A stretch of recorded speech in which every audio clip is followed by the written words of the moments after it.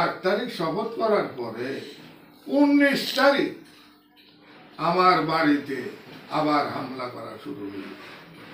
সেটা রাত্রে আনুমানিক প্রায় 1টা হইতে 1:30টার দিকে।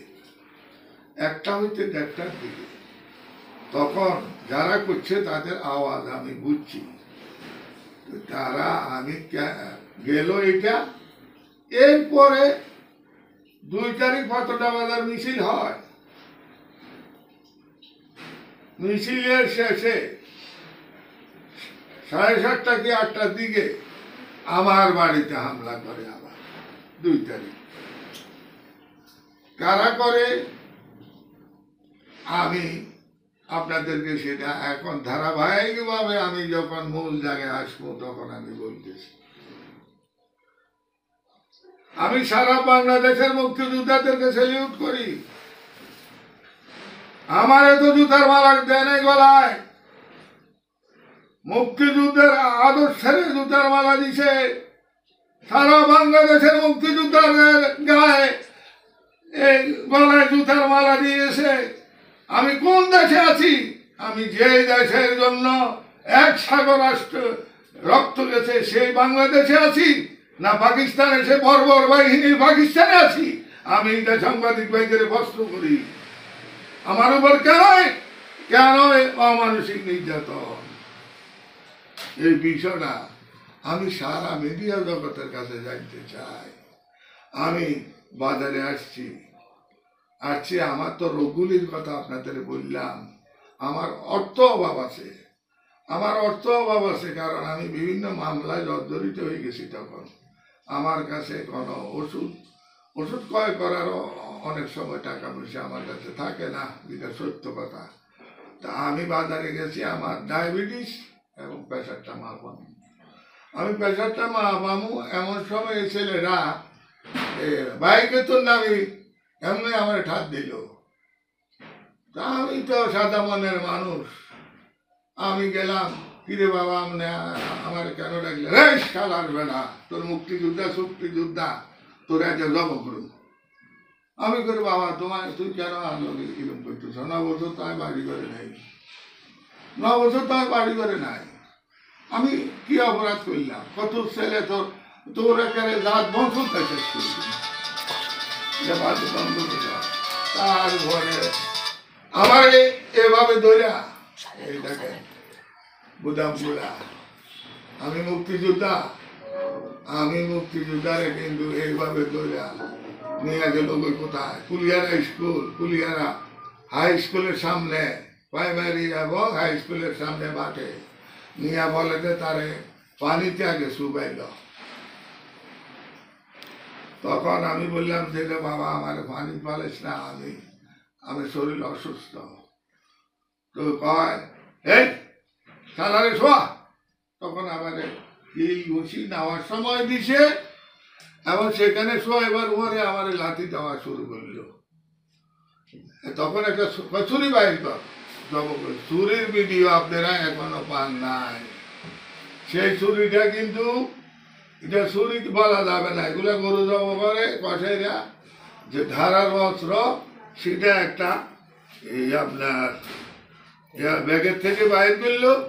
আমার গলার এখানে দাগ পড়ে নাই, এমনি বসাইতে আরেকজনে বললো যে রাখবে না, যে বড় পারুন এই কথা কইছি, আর ছুরি আর বসাইল না।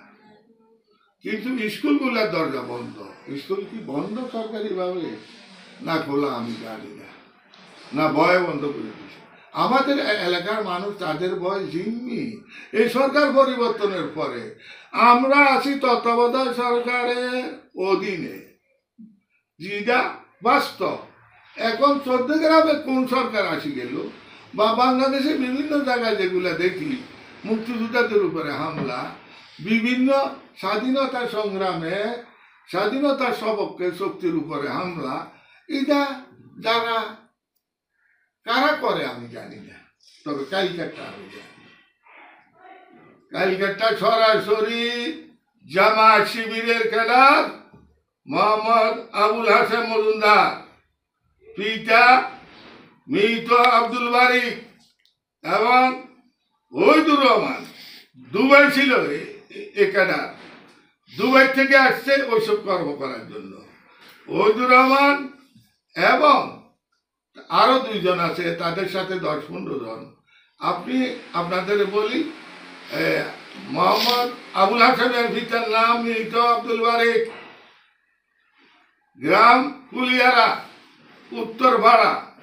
ওহিদুর রহমানের বাড়িও কুলিয়ারা, উত্তর ভাড়া। তার বাবার নাম হইল সবু মিয়া মজুমদার, মৃত। এ ছিল দুবাই। দুবাইতে আসি এখন তারা এই চাঁদাবাদী, এগুলা এলাকায় চাঁদাবাদী রাহাজানি করতেছে। এখন আপনারা যদি আমার প্রশ্ন করেন এখানে কোনো বিএনপি লোক ছিল কিনা, অনেক সাংবাদিক আমার প্রশ্ন করছে। যেহেতু এখানে যারা বাচ্চারা ছিল তাদের আমি চিনি নেই, তাদের বয়স কত 8-9 বছর। শুধু কুলিয়ারা গ্রামের ছেলেরাই ছিল কয়েকজন, 10-15 জন। আর যারা ছিল তারা ছিল জামাত শিবির ক্যাডার। আবুল হাসেম বহু লোকের জীবনে মান সম্মান নষ্ট করছে, ইজ্জত নষ্ট করছে, অনেক ভদ্রলোকের গায়ে হাত দিছে। 2001 থেকে 2006 তাদের ভয় 14 গ্রামে অনেক ভদ্রলোক থাকতে পারে নাই। সে আবার আসি নাজিল হয়েছে আমাদের উপর। আমি আমার সাবেক এমপি জনাব ডক্টর সৈয়দ আব্দুল্লাহ মোহাম্মদ তাহের সাহেবের সাথে আমি 2 দিন ভিজেন ছেলে মেডিকেল কলেজ হাসপাতালে, ওনার সাথে আমি জেল কাটছি। ওনার সাথে আমার অনেক কথা হয়েছে, কিন্তু আমি ওনার কাছে কোনো এমন ব্যবহার পাই নাই যে প্রতিহিংসা ওনার ভিতরে আসে। কিন্তু এরা কারা করে, এরা কেন এদের উনি থামায় না, সেই বিষয়টা আমার ভাইয়ের কাছে, আমার মাননীয় সংসদের কাছে প্রশ্ন। আমি আবার আপনাদের বলে দিচ্ছি, বিএনপির কোন অঙ্গ সংগঠন বা সংগঠনের কোন লোক আমার গায়ে হাত দেয় নাই, কোনোদিন দেও নাই, কাইল দেয় নাই, এরা ছিল না।